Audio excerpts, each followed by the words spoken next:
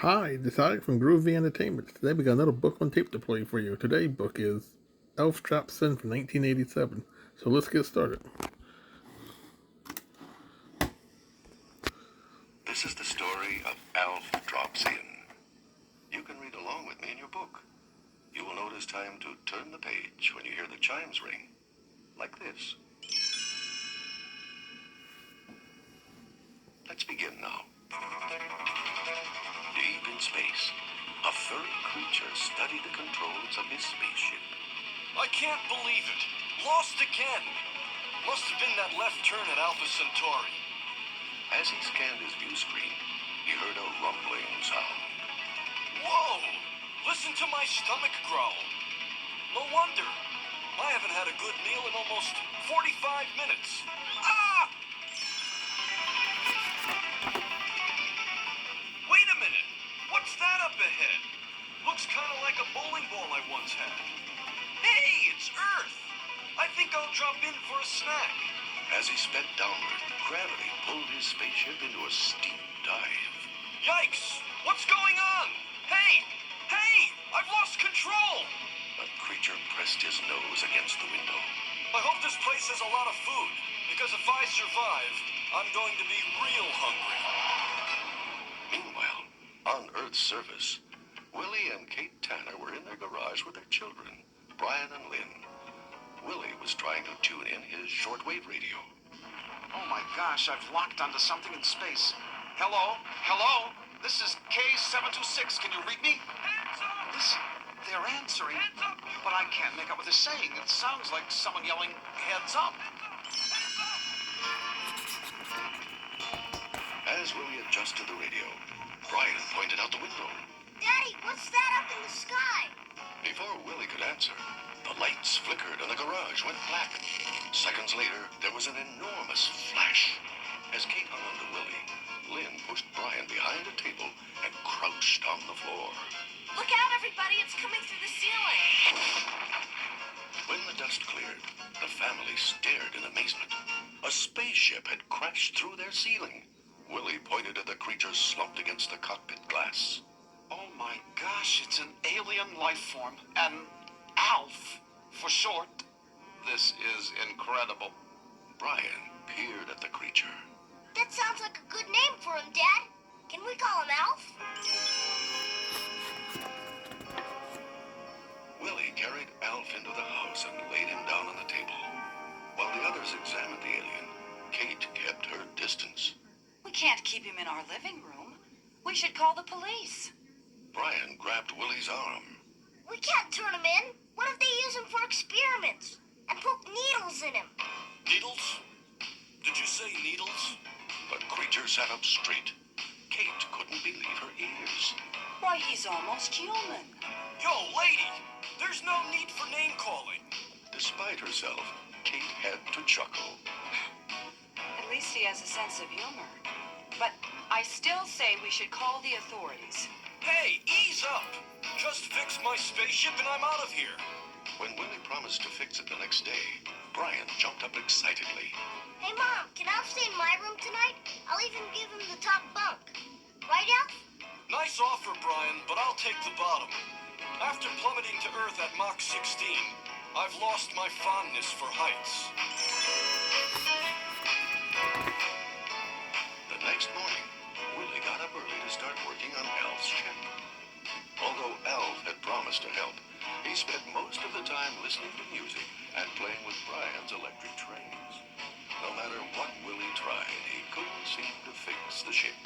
Alf, you're going to have to help me. I just don't know much about spaceships. Me neither. I just turn the key and it goes. While Willie kept working, Alf made his way to the kitchen. Yo, Lynn, what's cooking? How about a snack? Sure, Alf. Help yourself to whatever you want. I hope there's something in the fridge that aliens can eat. No problem. The old Alfer can adapt to any culinary situation. Alf was just polishing off the last bite of food in the refrigerator when Kate walked in. Good grub, Kate, even though the portions were rather small. Small? You must be a bottomless pit. You ate everything, including the cans. Hey, I need the roughage. Alf could tell it was time to leave the kitchen. So he went into the living room where Brian was watching television. Alf joined him on the couch. Hey, Brian, question. Why are those people eating manhole covers?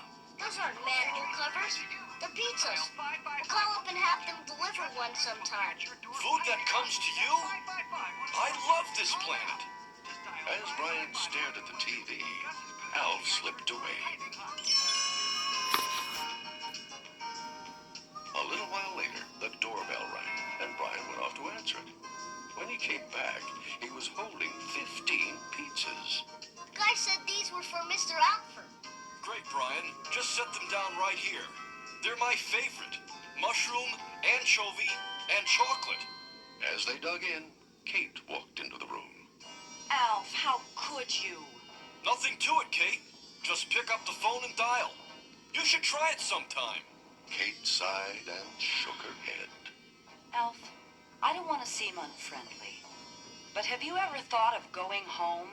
I can't go back to Melmac. Excuse me, what did you say? Melmac.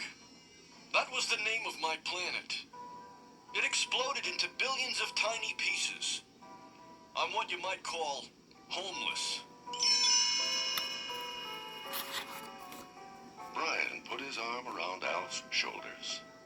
Now we have to let him stay, Mom. He's an orphan. See, Kate? The kid wants me to stay. Alf, you stay out of this. No problem. Kate crossed her arms. Okay, Alf. We'll forget about what's happened and start all over. Just no trouble, all right? Trouble? Have I ever caused you trouble? Later that day, Lynn and Brian took Alf aside. Lynn spoke first. It's about the pizzas, Alf. And the tin cans, and the sodas, and the sticks of margarine, and the vowels from our Scrabble game. Good appetizers.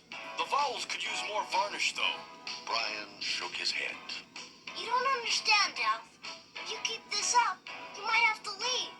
You've got to start being useful. Lynn nodded eagerly. How about helping around the house? Mom and Dad love it when we give them a hand. Alf thought that sounded like a good idea, and he got right to it. But his first project didn't exactly work out. How was I to know you don't wallpaper the screens? On Melmac, it was considered posh. Next, Alf tackled the carpets, but they weren't his specialty either. Kate groaned when she saw what he'd done. Imagine using a lawnmower inside. Now my carpet has a bald stripe down the middle. Alf tried to help her understand. On Melmac, we had to mow our carpets 2 times a month and feed them once a week. Alf loved dusting, but Willie didn't think much of the results. Why are you piling all those balls of dust on the couch? You're making a colossal mess. Alf wrinkled his nose in confusion. Dust? Those aren't dust. They're my friends. This orange one's my favorite. Willie, say hi to Fuzzball. Hi, Fuzz. Oh, Alf, what are we going to do with you? The next day, Kate was standing in the hall when she heard Alf talking to someone on the telephone. How much will it cost? $10,000. No problem. Kate rushed into the bedroom to tell her husband. Willie, this has gone way beyond pizzas. He's spending our life savings. You're right, Kate. I think it's time we had a talk with Alf. The next day, Willie called a family conference. Alf, we've put up with a lot from you, but this time you've gone too far. Whoa, Willie! Was it the vowels? Because if it was, I should tell you right now, I just finished off the last of the consonants. Kate leaned forward. No, Alf. I'm afraid it's more serious than that. We'd like you to explain that mysterious phone call you made yesterday. You know, the one about the money. Alf looked down at the floor. Okay, but I was saving it for a surprise. I've been talking to Joel, my broker.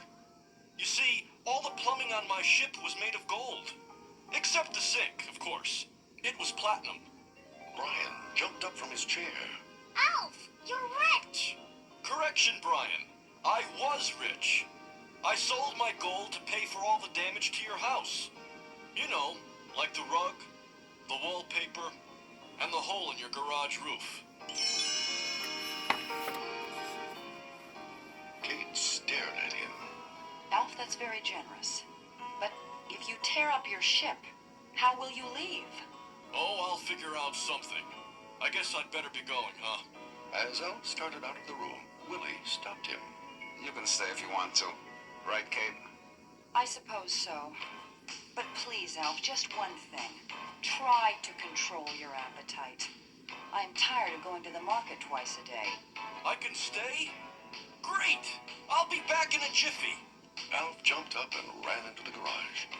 Curious, the family followed him. They stopped in the doorway when they heard him speaking on the shortwave. Yo, calling anybody from Melmac. Hello? Anybody there?